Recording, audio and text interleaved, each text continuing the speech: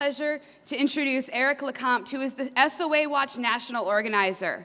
He has lived in Colombia researching human rights issues and has witnessed firsthand abuses committed by graduates of the School of the Americas. He's worked for several human rights organizations, including the Fellowship of Reconciliation, Pax Christi USA, and the GI Rights Hotline, and he's going to speak to us tonight about the movement to close the SOA.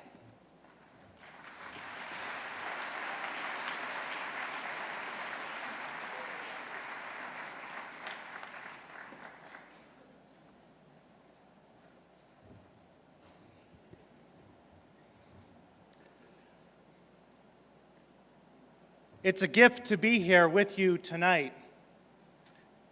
Just hearing Sarah's words about journey, about table, I know that many of the speakers who have been with us here today, who will be with us here tomorrow, are talking about journey.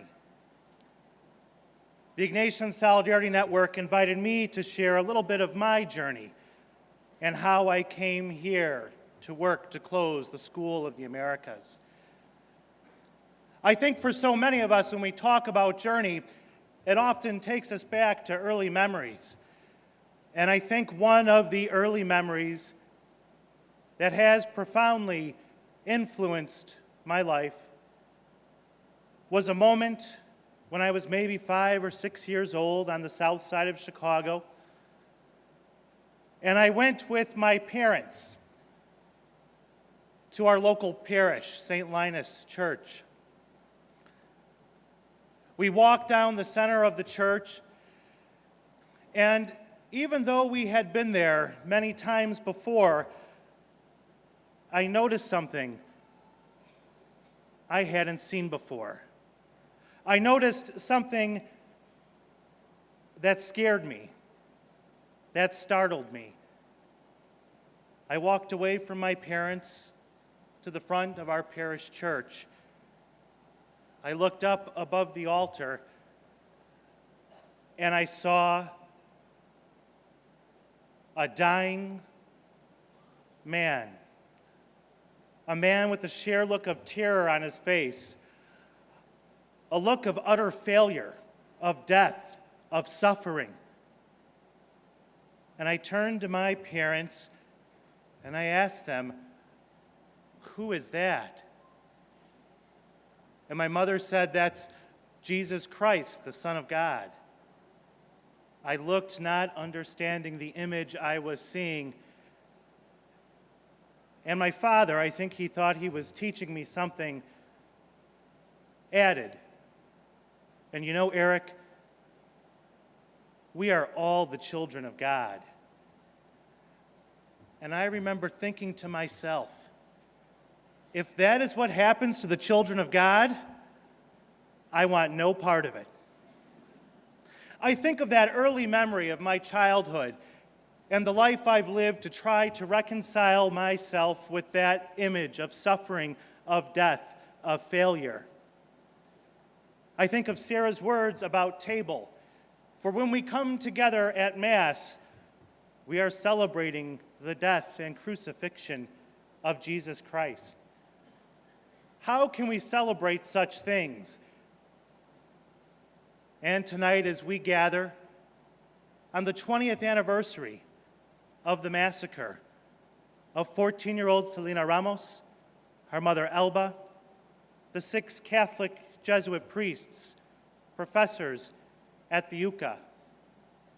Similarly, we gather to celebrate. We gather to remember, for from that wound came blessing. From that wound became a womb that gave birth to a movement, north and south, that we can celebrate 20 years of organizing, 20 years of resistance. And if we just look at each other around this room, we can see that in their martyrdom, we celebrate. The movement to close the School of the Americas in the midst of suffering, in the midst of terror taking place in our world, has been a movement of hope, a movement of celebration. A year to that terrible massacre, November 16th, 1990. 10 people gathered here at the gates of Fort Benning. Our founder, Roy Bourgeois, several friends from El Salvador, other ministers. They gathered to celebrate, to remember, to resist, and to begin to organize. They gathered every year, and in those early years, their numbers grew by the dozens. In 1994, when I was a high school student, it was my first opportunity to become involved in the campaign.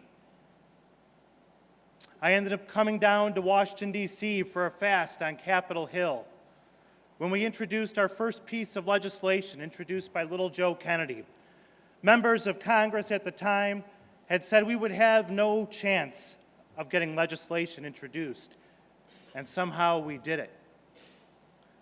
Our numbers continued to grow in those years, and in 1996, when we forced the Pentagon to release training manuals used at the school, training manuals that advocated the use of torture, assassination, blackmail, kidnap, to be used on church leaders, human rights advocates, and union organizers, to be used on those who do union organizing or recruiting, to be used on those, open quotes, who make accusations that the government has failed to meet the basic needs of the people, to be used on those, open quotes, who show sympathy with demonstrators or strikers. When those manuals appeared on the cover of the Washington Post and the New York Times, our numbers swelled to over 1,000 people here at the gates. Year after year, our numbers grew. And in 1998, as a college student up in Collegeville, Minnesota at St. John's University, we started to bring groups of students down here to the gates of Fort Benning. And as we gathered here in those late 90s, something amazing was happening. The veterans, the women religious, those who had started the movement were now being joined by thousands of high school students and college students. Over half of all who was coming to the gates were high school and college students. Our numbers continued to grow up into 2001, when the School of the Americas had a name change. Its new name, the Western Hemisphere Institute for Security Cooperation in Latin America. The supporters of the school said that this was just a ploy. This was something to stop the protests. But those of us organizing, those of us continuing to celebrate, those of us gathering knew that you can take a bottle of poison and you can write penicillin on it, but it's still a bottle of poison.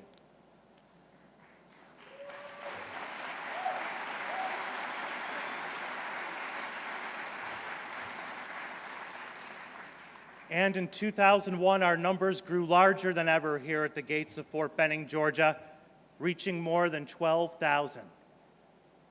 We continued to organize, we continued to celebrate, acknowledging that the wound becomes blessing, that the wound becomes womb, and it gives birth to something new. As those years continued at the gates of Fort Benning, as our numbers increased, we worked with Congress to close this school. One thing the name change did do in 2001 is it prevented us from having a vote. We were not able to have a vote in Congress until 2005. And when we finally had that vote, the vote to close the School of the Americas, to cut its funding, failed by 14 votes.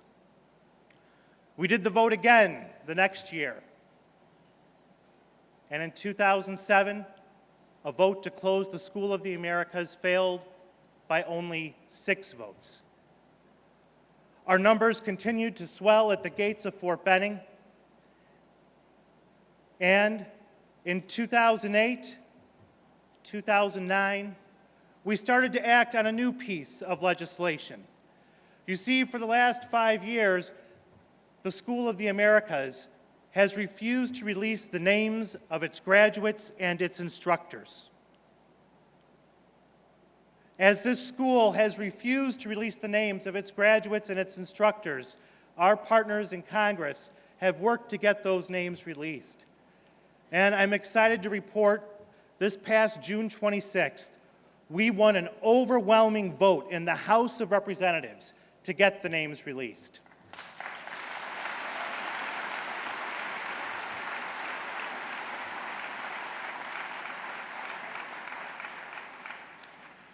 Just a few weeks ago, that vote went to the Senate Conference Committee. And in that committee, the Conference Committee, there was a decision to release the names. So right now, we are expecting, after it goes in front of the Department of Defense, to finally have those names released.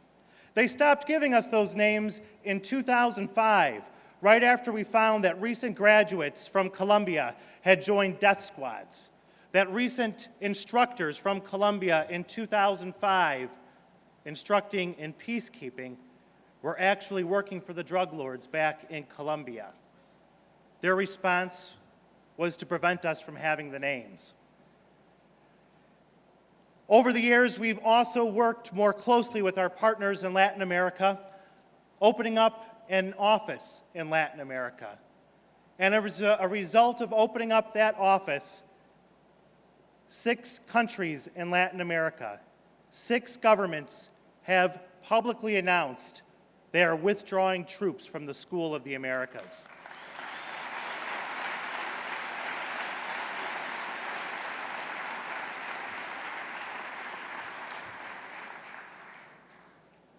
A school without students is a school that can't exist.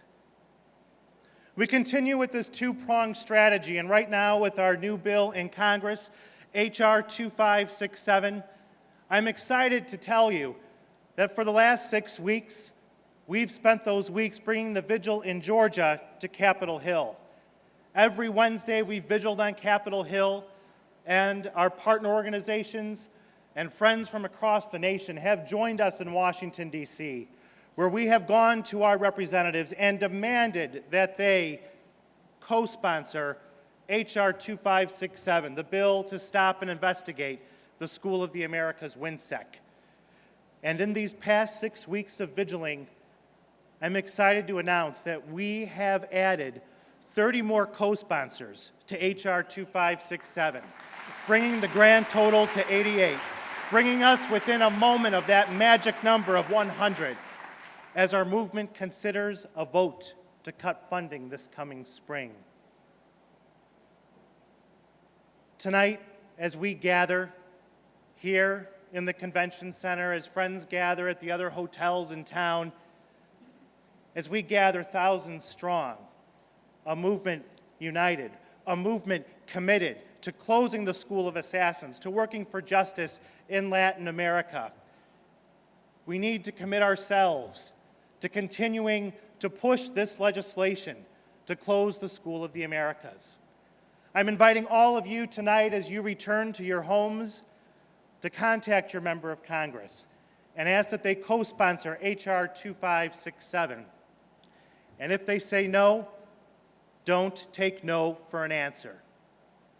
Ask them again and ask them again until they join our campaign, until they are on the right side of justice, on the right side of history. We gather on the 20th anniversary of the martyrdom of 14-year-old Selena Ramos, her mother Elba, and the 6 Catholic Jesuit priests. And we gather as a movement continues to grow, as a movement continues to be built north and south. During the years that I've had the privilege to organize with this campaign, it's allowed me to reconcile that image that I saw in the front of the church, that image of suffering and terror, that idea that perhaps we are the children of God. And if indeed we are the children of God, that calls us to be in solidarity with one another, to be in partnership with one another. And as long as bombs drop in Afghanistan and Iraq, as long as people in 160 countries around the world continue to face torture, as long as coups led by the School of the Americas graduates continue, like just this past June in Honduras, where the democratically elected president was overthrown by SOA graduates, as long as there is suffering, as long as there is terror, as long as that face of failure, that visage remains in front of us, we are called to be in solidarity. We are called to celebrate, to organize, to hope, to resist, until none of our brothers and sisters are left to scream in the night. Thank you.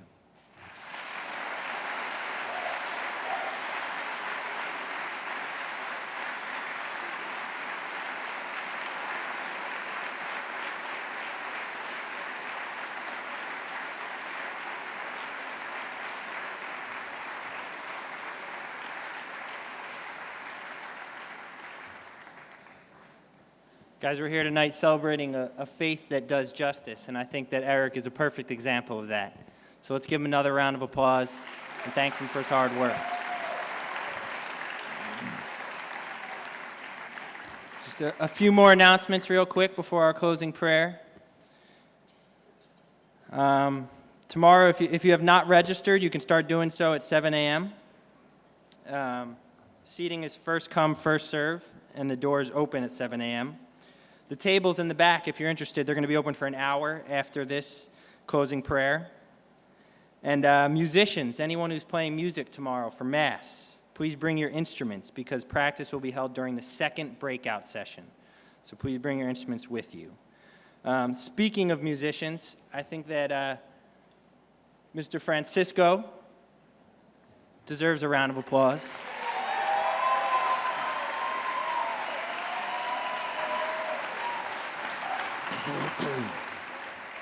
All right, folks, muchas gracias. We have a little table out here where we have created what we call Trabajo Cultural Caminante, which is the arts complementing organizing, complementing people getting together like tonight and moving forward, creating vision together. We have a CD, though, that we put together called Honor Migrante, the pride migrant people bring and create in our society, working folks. And we want to invite you, we have a little exercise called the Green Card Campaign. And this green card, as you can see, has a very simple message sent to President Barack Obama. We, the people of the United States, concerned about the political situation of undocumented migrants, demand that our voices be heard in asking for comprehensive immigration reform so that human rights of undocumented be respected. So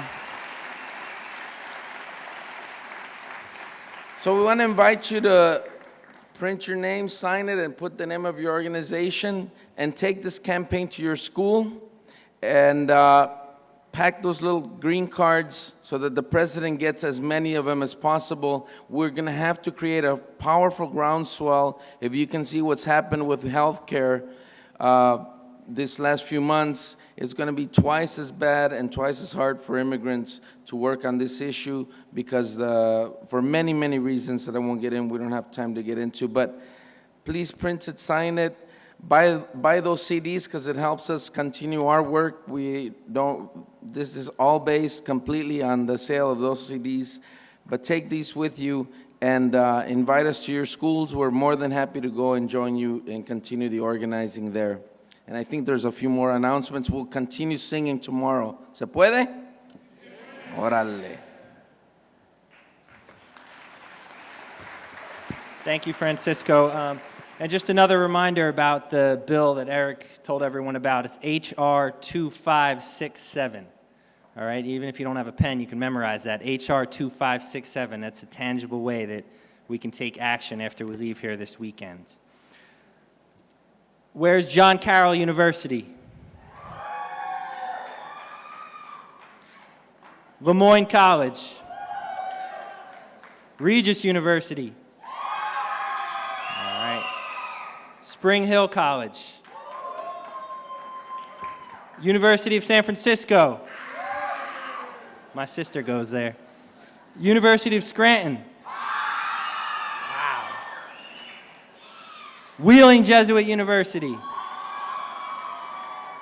And Xavier University. All right, just to make sure that everyone has been called out this evening. Anyone who's under 30, let's hear it.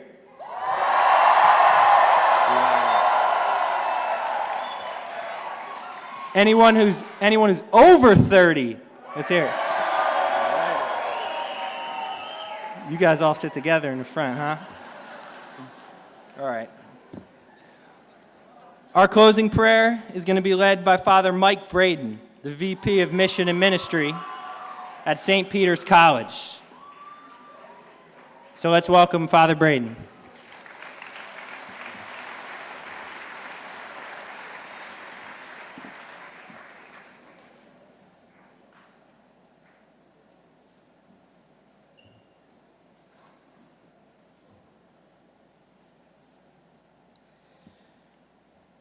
One of St. Ignatius' central concerns was that we learn to see God in all things, to find God in the events and moments of our day.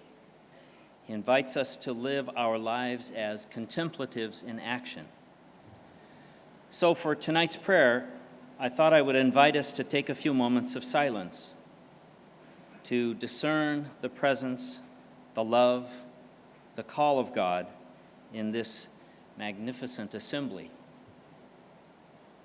What we desire is to see God actively seeking us out in the moments, the events, the experiences of our lives, in this moment, in this event. So I invite you to quiet your minds and your heart.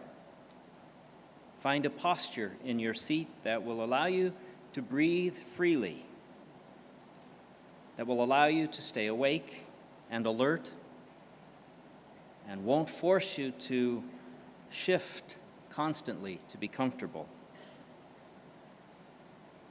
And as you become quiet, notice your breathing. Gently in and gently out. Just breathe.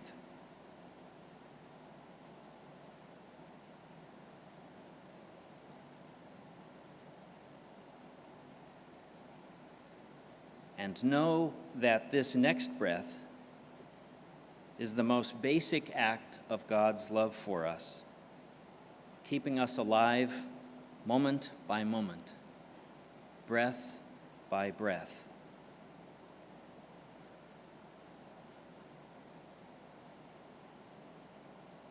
With each breath out, we breathe out our trust. With each breath in, we breathe in gratitude for our life that God holds in existence.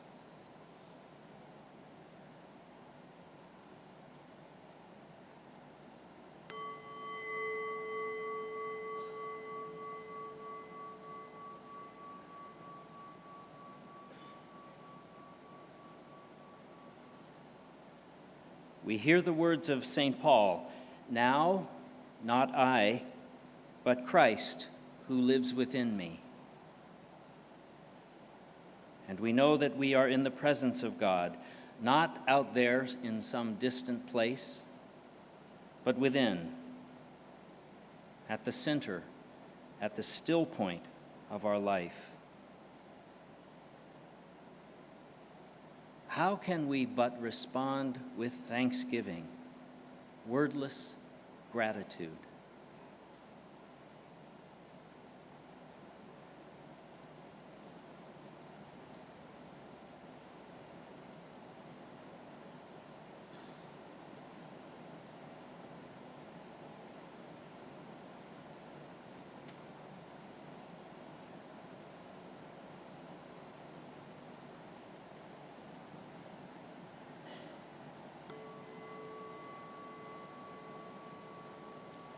and we ask for what we desire.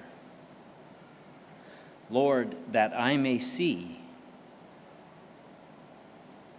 God present and active in every aspect of my life.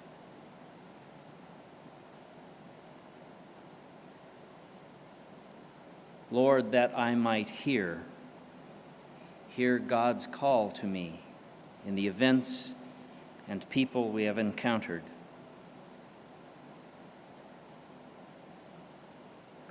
Lord, give us discerning hearts that we can find you in all things.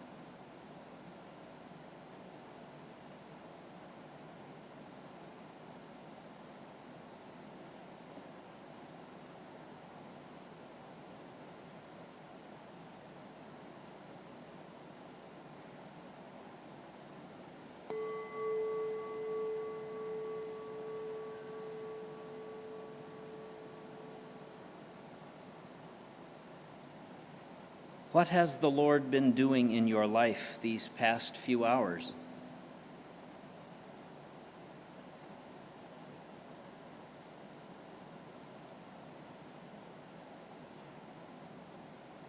What is the gift God is giving you here this weekend?